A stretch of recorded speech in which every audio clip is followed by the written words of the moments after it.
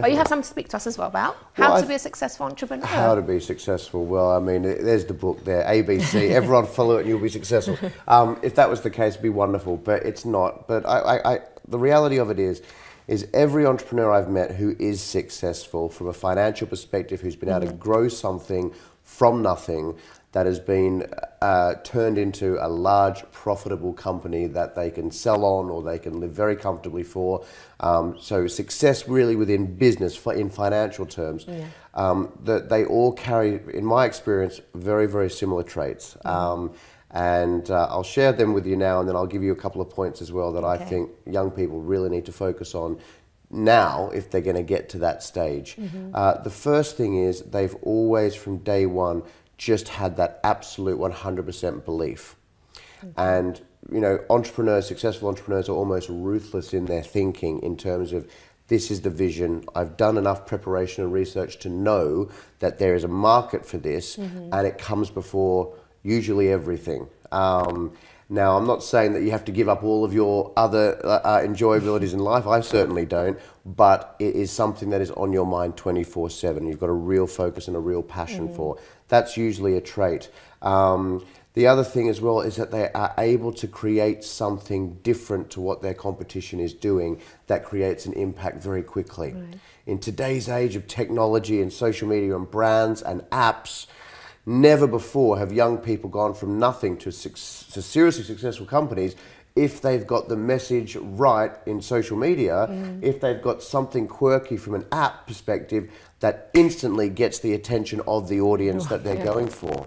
And you know, that's what everyone's looking for now. I mean, we speak to a lot of new businesses all the time who are looking to raise funding through us, and it's always the next app or the next social network or what have you.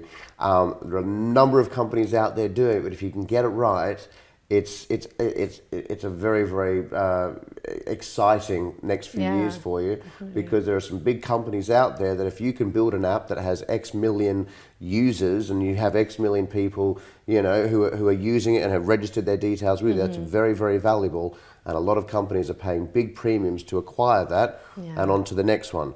So have something different. Think about this phrase that I always ask. What are some of the little problems or big problems that a lot of people face? And what are the current solutions that are already there? And what could you come up with to create something, a new solution that would actually solve the problem to a lot of people, but do it and leverage off where technology is? How can you make things faster? How can you make things easier? How can you make things more simple? So there are a couple of the key things first. The most important thing I'll give you is to, firstly, and a mentor is phenomenal at helping you do this, but before you start spending money, serious money on developing an app, for example, make sure that you've done enough market research to show and prove to yourself first that you're creating something that people want. Not just asking your mate and your mother, for example. Spend the time identifying who your perfect customer would be, what do they look like, where do they hang out, and get them in a group, or do a survey directly online, or do a Facebook campaign, whatever. And I was going to ask about, maybe one day we can talk about sort of the marketing side of things and how you would do this not marketing, sorry, the research side of things, and how you would go about doing your research. I'm always harping on about it, aren't I? I've said that phrase. Into us, but it's good. I've said that phrase so many times whilst I've sat on this sofa, and I apologise for that. No, it's good. It's like, it keeps us, keeps us remembering. This is why businesses are successful over those that aren't. When you're a startup, you've only got so much time, because you've only got so much money. And if you waste the money on building an app, for example, or a website or a marketing budget, assuming that people are now going to see the ad or buy the product, if you haven't shown yourself first, but through proper research, that you've got something that people want, the chances of success are very, very slim.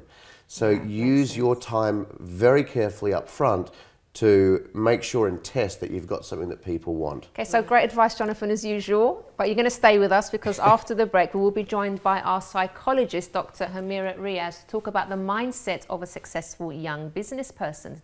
Do stay tuned.